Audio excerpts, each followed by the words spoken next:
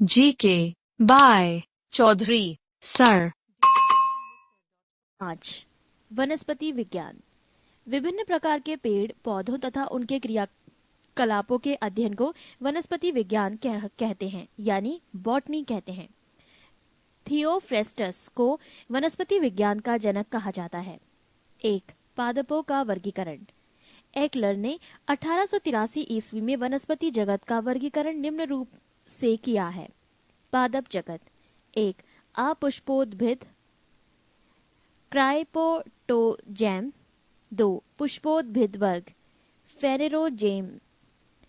अपुष्पोद्भिद के 3 भाग होते हैं, थैलोफाइटा, ब्रायोफाइटा, टेरिडोफाइटा। थैलोफाइटा के भी 3 भाग होते हैं, शैवाल, एल्गे, कवक, फंगी, 3 जीवाणु, बैक्टीरिया। पुष्पोद्भिद वर्ग के 2 वर्ग होते हैं, नग्नबीजी तथा आवर्तबीजी। आवर्तबीजी के भी 2 भाग होते हैं, एक बीजपत्री तथा द्विबीजपत्री, मोनोकॉट और डाइकॉट। अपुष्पोद्भिद पौधा क्राइपोजेमस। इस वर्ग के पौधों में पुष्प तथा बीज नहीं होता है। इन्हें निम्न समूहों में बांटा गया। थैलोफाइटा ये वनस्पति जगत का सबसे बड़ा समूह है। इस समूह के पौधों का शरीर सुकाए थैलस होता है, अर्थात पौधे जड़, तना एवं पत्ती आदि में विभक्त नहीं होते। इसमें संवहन ऊतक नहीं होता है। शैवाल एल्गे। शैवालों के अध्ययन को फाइकोलॉजी कहते हैं। शैवाल प्रायः पर्णहरित युक्त, संवहन ऊतक रहित, आत्मपोषी, ऑटोट्रोपिक होते हैं। इनका शरीर सुकाए सदृश होता है। लाभदायक शैवाल। एक भोजन के रूप में फॉरफाइरा अल्बा, सरगासन, लेमिनेरिया, नॉस्टॉक आदि। 2 आयोडीन बनाने में लेमिनेरिया, फ्यूकस, एक्लोनिया आदि। 3 खाद के रूप में नास्टॉक, एनाबीना, केल्प आदि।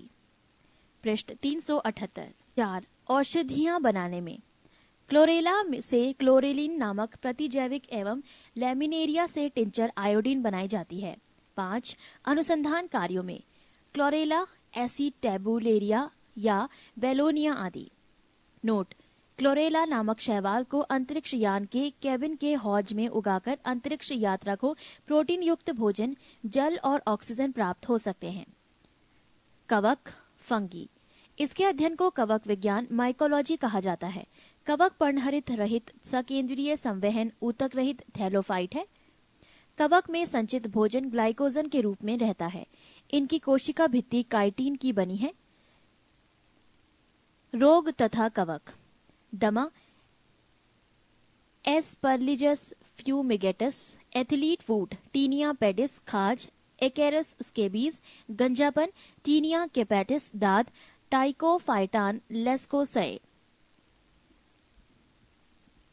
कवक पौधों में गंभीर रोग उत्पन्न करते हैं। सबसे अधिक हानि रस्ट और समट से होती है।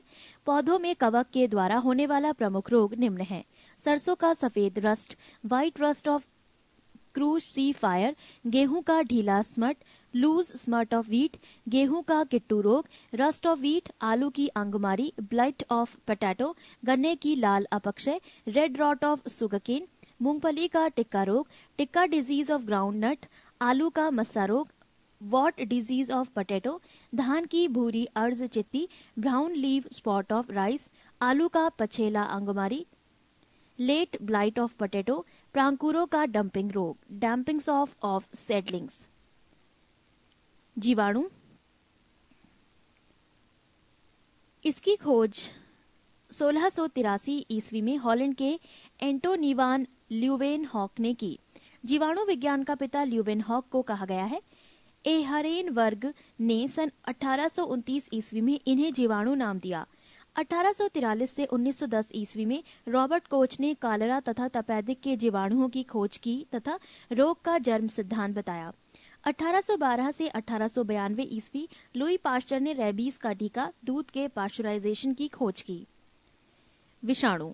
विषाणु की खोज रूस के वैज्ञानिक इवान विस्की ने 1892 ईस्वी में की। तंबाकू के मोज़ेक रोग पर खोज के समय इनकी प्रकृति सजीव और निर्जीव दोनों प्रकार की होती है।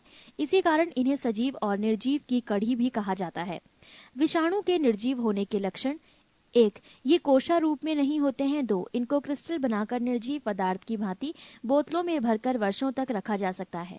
सजीव जैसे लक्षण। 1, इनके न्यूक्लिक अम्ल का द्विगुणन होता है। 2, किसी जीवित कोशिका में पहुंचते ही ये सक्रिय हो जाते हैं और एंजाइमों का संश्लेषण करने लगते हैं।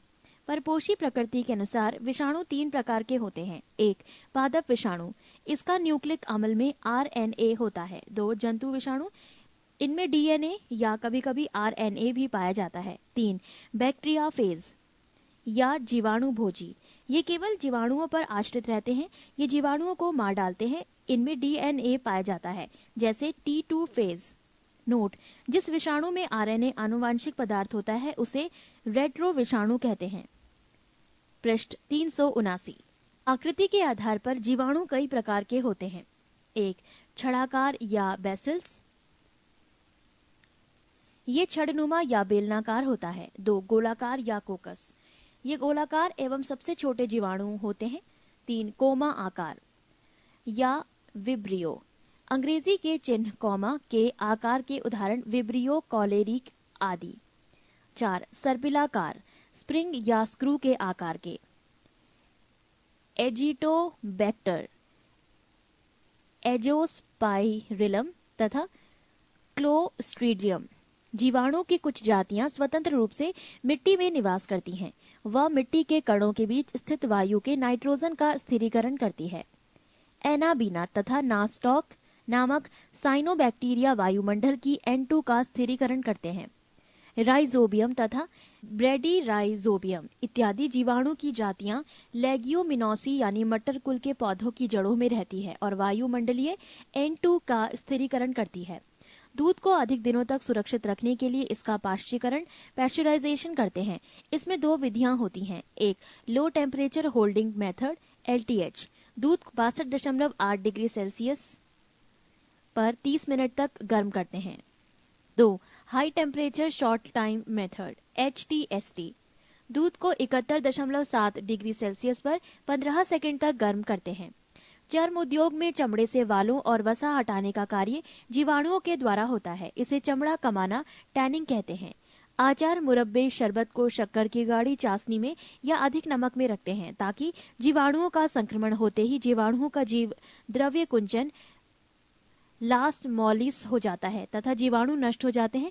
इसीलिए आचार, मुरब्बे बहुत अधिक दिनों तक खराब नहीं होते। शीत संग्रहागार कोल्ड स्टोरेज में न्यून ताप -10 डिग्री सेल्सियस से -18 डिग्री सेल्सियस पर सामग्री का संचय करते हैं। ब्रायोफाइटा, ये सबसे सरल स्थलीय पौधों का समूह है। इस प्रभाग में लगभग 25,000 जातियां सम्मिलित की जाती हैं। इसमें संवहन ऊतक अर्थात जाइलम एवं फ्लोएम का पूर्णतः अभाव होता है। इस समुदाय को वनस्पति जगत का एम्फीबिया वर्ग भी कहा जाता है। इस समुदाय के पौधे मृदा अपरदन को रोकने में सहायता प्रदान करते हैं। स्फैग्नम, स्फैग्नम नामक मांस अपने स्वयं के भार से 18 गुना अधिक पानी सोखने की क्षमता रखता है। इसलिए माली इसका उपयोग पौधों को एक स्थान से दूसरे स्थान पर ले जाते समय सूखने से बचाने के लिए करते हैं। स्फैग्नम मांस का प्रयोग ईंधन के रूप में किया जाता है। स्फैग्नम मांस का प्रयोग एंटीसेप्टिक के रूप में भी किया जाता है। टेरिडोफाइटा, इस समूह के पौधे नमी छायादार स्थानों, जंगलों एवं पहाड़ों पर अधिकता से पाए जाते हैं। पौधे का शरीर जड़, तना, शाखा एवं पत्तियों में विभेदित रहता है। तना साधारण राइजोम के रूप में रहता है। पृष्ठ 380। पौधे बीजाणु जनक होते हैं और जनन की क्रिया बीजाणु के द्वारा होती है। इस समुदाय के पौधों में संवहन ऊतक पूर्ण विकसित होते हैं, परंतु जाइलम में वेसेल्स एवं फ्लोएम में सहकोशाएं कंपेनियन सेल्स नहीं होती हैं। पुष्पोद्भिद या फूल वाला पौधा फेनेरोजेमस, इस समूह के पौधे पूर्ण विकसित होते हैं। इस समूह के सभी पौधों में फूल, फल तथा बीज होते हैं। इस समूह के पौधों को 2 उपसमूहों में बांट सकते हैं। नग्न बीजी जैम्नोस्पर्म व आवर्त बीजी एंजियोस्पर्म। नग्न बीजी जिम्नोस्पर्म, इनके पौधे वृक्ष, झाड़ी या आरोही के रूप में होते हैं। पौधे काष्ठीय, बहुवर्षीय और लंबे होते हैं। इनकी मुसला जड़ें पूर्ण विकसित होती है।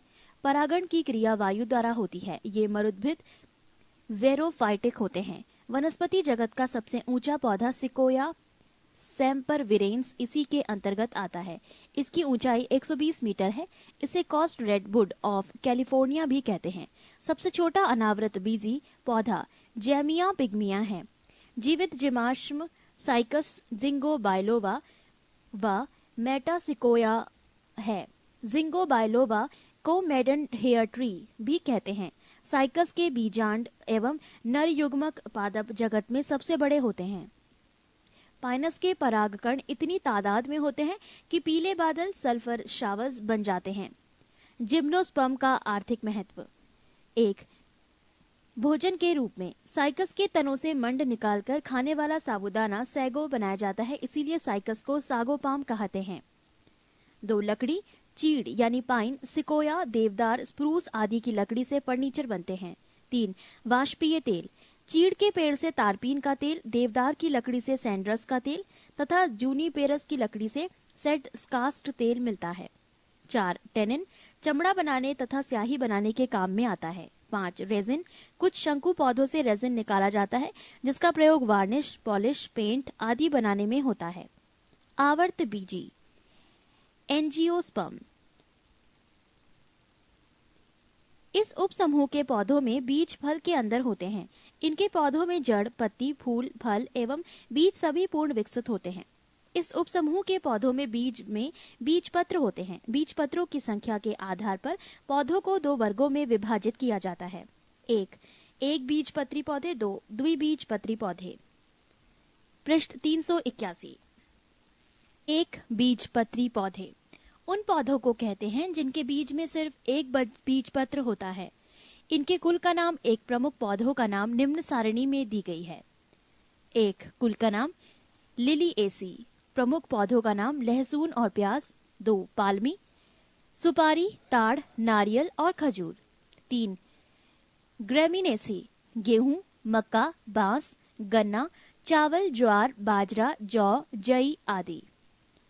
द्विबीजपत्री पौधे इस वर्ग में वो पौधे आते हैं जिनके पौधों के बीजों में 2 पत्र होते हैं। इनके कुल का नाम एवं प्रमुख पौधों का नाम निम्न सारणी में दी गई है। 1, क्रूसीफेरी, मूली, शलजम, सरसों। 2, मालवेसी, कपास, भिंडी, गुड़हल। 3, लेग्यूमिनोसी, बबूल, छुईमुई, कत्था, गुलमोहर, अशोक, कचनार, इमली तथा सभी दलहन फसल। कंपोजिटी, सूरजमुखी, भृंगराज, गेंदा, कुसुम, सलाद, डहेलिया आदि। जुटैसी, नींबू, चकोतरा, संतरा, मुसम्मी, बेल, कैता, कामिनी। कुकुरबिटेसी, तरबूज, खरबूजा, टिंडा, कद्दू, लौकी, जीरा, ककड़ी, परवल, चिचिंडा, करेला। सोलेंसी, आलू, मिर्च, बैंगन, मकोय, धतूरा, बेलाडोना, टमाटर आदि। 8, रोजेसी, स्ट्रॉबेरी, सेब, बादाम, नाशपाती। 2, पादप आकारकी, प्लांट मॉर्फोलॉजी। आकारकी मॉर्फोलॉजी विभिन्न पादप भागों जैसे जड़, तना, पत्ती, पुष्प, फल आदि के रूपों तथा गुणों के अध्ययन को आकारकी कहते हैं। जड़, रूट। जड़ पौधों का अवरोही भाग है जो मूलांकुर से विकसित होता है। जड़ सदैव प्रकाश से दूर भूमि में वृद्धि करती है।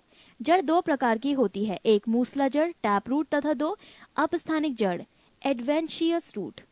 मूसला जड़ों का रूपांतरण शंकु आकार, कॉनिकल, गाजर। कुंभी रूप, नेपिफॉर्म, शलजम और चुकंदर। तरकुरूपी, फ्यूजीफॉर्म, मूली। तना, स्टेम। ये पौधों का वो भाग है जो प्रकाश की ओर वृद्धि करता है। ये प्रांकुर से विकसित होता है। ये पौधे का प्ररोह तंत्र बनता है। तनों का रूपांतरण भूमिगत तने, कंद, ट्यूबर, उदाहरण आलू। धनकंद, कौम, बंडा, केसर। शल्ककंद, बल्ब, प्याज। प्रकंद, रहिजोम, हल्दी, अदरक। पत्ता, लीफ। ये हरे रंग की होती है। इसका मुख्य कार्य प्रकाश संश्लेषण क्रिया के द्वारा भोजन बनाना है। पुष्प, फ्लावर, ये पौधे का जनन अंग है। पृष्ठ 382। पुष्प में बाह्य दलपुंज, कैलिक्स, दलपुंज, कैरोला, पुमंग, एंड्रियोशियम और जायांग, जीनियोशियम पाए जाते हैं। इनमें से पुमंग नर जननांग तथा जायांग मादा जननांग है। पुमंग में एक या एक से अधिक पुंकेसर स्टेमेंस होते हैं। पुनकेसर में परागकण पॉलिन ग्रेन्स पाए जाते हैं।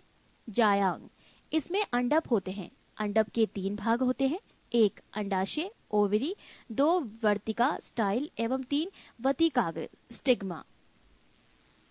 परागण पॉलिनेशन, परागकोश एंथर से निकलकर अंडप के वृत्तिकाग्र पर पराग कणों के पहुंचने की क्रिया को परागण कहते हैं। परागण 2 प्रकार के होते हैं, 1 स्वपरागण सेल्फ पॉलिनेशन, 2 पर परागण क्रॉस पॉलिनेशन। निषेचन फर्टिलाइजेशन, परागनली बीजांड में प्रवेश करके बीजांड काय को भेदती हुई भ्रूण कोश तक पहुंचती है और पराग कणों को वहां छोड़ देती है। इसके बाद एक नर युग्मक एक अंड कोशिका से संयोजन करता है, इसे निषेचन कहते हैं। निषेचित अंड युग्मज जाइगोट कहलाता है। आवर्त बीजी एंजियोस्पर्म में निषेचन त्रिक संलयन ट्रिपल फ्यूजन, जबकि अन्य वर्ग के पौधों में द्वि संलयन डबल फ्यूजन होता है। अनिषेचक फलन पाठ हेनोकार्पी, कुछ पौधों में बिना निषेचन हुए ही अंडाशय से फल बन जाता है। इस प्रकार बिना निषेचन हुए फल के विकास को अनिषेचक फलन पाठ हेनोकार्पी कहते हैं। साधारणतया इस प्रकार के फल बीज रहित होते हैं, जैसे केला, पपीता, नारंगी, अंगूर एवं अनानास आदि। फल का निर्माण, फल का निर्माण अंडाशय से होता है। संपूर्ण फलों को 3 भागों में विभाजित किया गया है, 1 सरल फल जैसे अमरूद, केला आदि, 2 पुंज फल एग्रीगेट फ्रूट जैसे स्ट्रॉबेरी, रसभरी, 3 संग्रथित फल कंपोजाइट फ्रूट कटहल, शहतूत आदि। कुछ फलों के निर्माण में बाह्य दलपुंज या पुष्पासन आदि भाग लेते हैं। ऐसे फलों को असत्य फल फॉल्स फ्रूट कहते हैं, जैसे सेब, कटहल आदि।